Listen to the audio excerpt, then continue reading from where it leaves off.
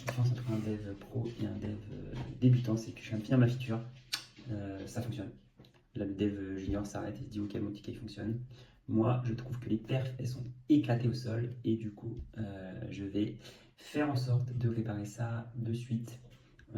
De 1 parce que le métier ça va l'énerver, de 2 parce que finalement ça va me prendre quoi, une petite heure à peine de plus à tout boucler, et de 3 parce que c'est quelque chose qui va être utilisé sur des années, plusieurs fois par an, par différentes personnes. Et largement là on est sur 3-4 minutes pour générer un fichier Excel d'une 15 000 lignes à peu près, quand je vais avoir réussi à optimiser ça en moins d'une minute, en moins de 30 secondes même, je pense même. On aura derrière à des performances qui vont être beaucoup plus importantes, surtout que c'est quelque chose de très irritant, on le sait en tant qu'utilisateur, hein, de cliquer sur un bouton et d'attendre et qu'il ne se passe rien. 2 minutes devant son ordinateur, c'est hyper long.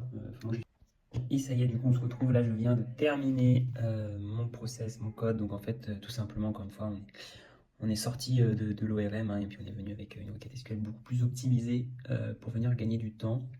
Donc voilà, après il y a toujours un peu de temps, le temps de remplir le fichier Excel, mais on passe, vous voyez, pour 3500 lignes, j'ai fait le test avant, après je suis passé de quasiment 3 minutes à 17 secondes.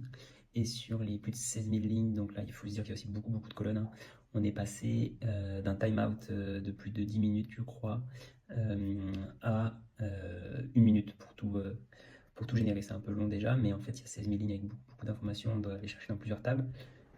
Donc pour une extraction de données, c'est tout à fait honnête sur ce cas-là. Quand on a moins d'expérience, en fait, on va tester notre truc. On va tester avec 15-20 lignes et on va oublier de se dire qu'en fait, en production, on a des tonnes et des tonnes de données. Et donc, il faut toujours se rappeler de ça. Donc là, moi, justement, j'ai dumpé la base de prod sur mon environnement de dev pour tester. Et on se rend compte finalement que du coup, on a vraiment des exports qui peuvent arriver avec 16 000 lignes et pas avec 4 ou 5. Donc, en fait, il faut pouvoir gérer ça. Voilà. Donc, mission accomplie. Et ça m'a pris, comme je vous ai dit, 1 heure pour mettre tout ça. Donc, maintenant, là, je push et ça part en recette métier. On va partir en prod derrière. Allez, ciao.